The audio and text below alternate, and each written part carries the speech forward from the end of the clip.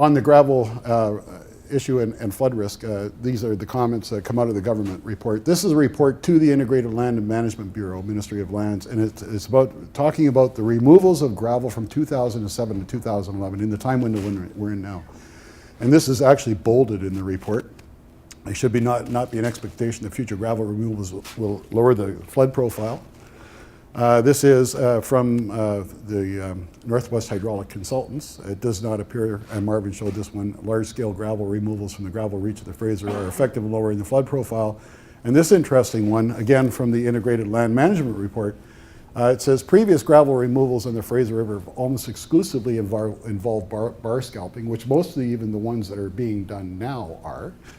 And it says bar scalping typically involves a relatively shallow excavation. As a result, the effect on water levels may not be as great as expected because relatively little water moves across the bar tops, even in high flows. So, you know, these are experts that the government has hired reporting back to government about the impacts and whether this is actually going to alleviate floods. So is this really all about flood protection? No, it's not. It's actually also about gravel supply. And just to bring you up to date, in 1996, the Ministry of Employment and Investment conducted a sweeping aggregate supply and demand study. This covered the lower mainland and the Fraser Valley.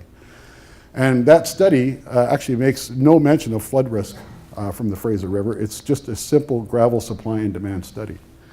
One of the things that they do say, though, is that waterborne aggregate supplies remain plentiful, and that supply in the Fraser Valley has reached a critical level, with only 7 years reserves remaining south of the Fraser, 10-year reserves remaining north of the Fraser. Now remember, this is 1996.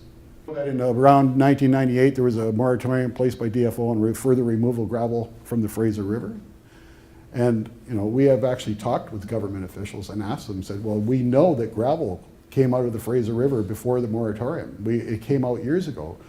As Marvin had indicated, particularly around Minto Channel, it wasn't such a big issue. It wasn't on the scale that it's being done now.